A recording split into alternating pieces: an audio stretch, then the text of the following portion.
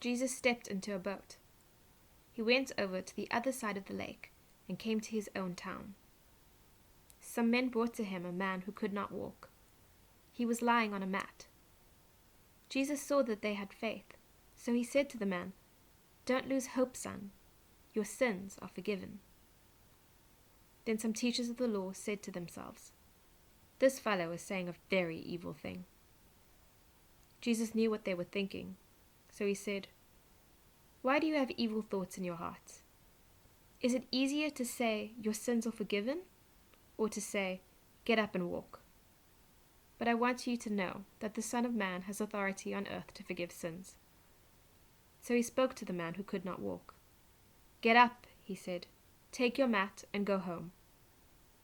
The man got up and went home. When the crowd saw this, they were filled with wonder. They praised God for giving that kind of authority to a human being. As Jesus went on from there, he saw a man named Matthew. He was sitting at the tax collector's booth. "Follow me," Jesus told him. Matthew got up and followed him. Later, Jesus was having dinner at Matthew's house. Many tax collectors and sinners came. They ate with Jesus and his disciples.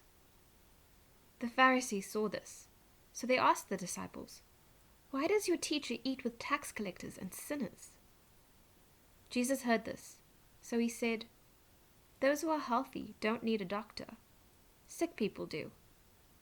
Go and learn what this means. I want mercy and not sacrifice. I have not come to get those who think they are right with God to follow me. I have come to get sinners to follow me." One day John's disciples came. They said to Jesus, "We and the Pharisees often go without eating. Why don't your disciples go without eating?" Jesus answered, "How can the guests of the groom be sad while he is with them?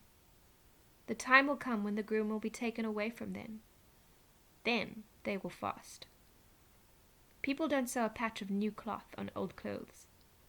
The new piece will pull away from the old. That will make the tear worse. People don't pour new wine into old wineskins. If they do, the skins will burst, the wine will run out, and the wineskins will be destroyed. No, people pour new wine into new wineskins. Then both are saved." While Jesus was saying this, a synagogue leader came. He got down on his knees in front of Jesus. He said, "My daughter has just died, but come and place your hand on her. Then she will live again." Jesus got up and went with him. So did his disciples. Just then, a woman came up behind Jesus. She had a sickness that made her bleed. It had lasted for 12 years. She touched the edge of his clothes. She thought, "I only need to touch his clothes. Then I will be healed." Jesus turned and saw her. "Dear woman, don't give up hope," he said. "Your faith has healed you."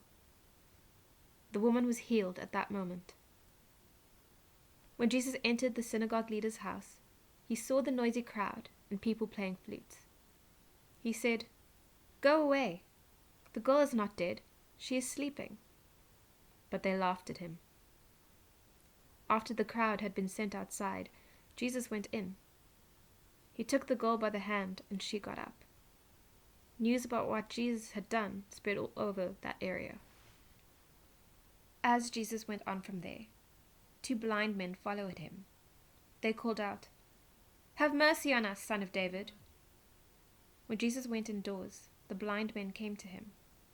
He asked them, "Do you believe that I can do this?" "Yes, Lord," they replied. Then he touched their eyes. He said, "It will happen to you just as you believed."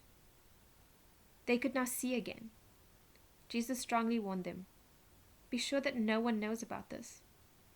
But they went out and spread the news. They talked about him all over that area. While they were going out, another man was brought to Jesus. A demon controlled him, and he could not speak.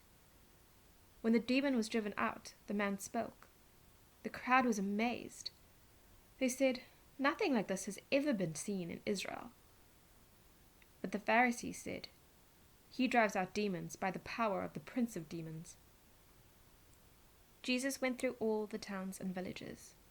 He taught in their synagogues. He preached the good news of the kingdom, and he healed every illness and sickness. When he saw the crowds, he felt deep concern for them.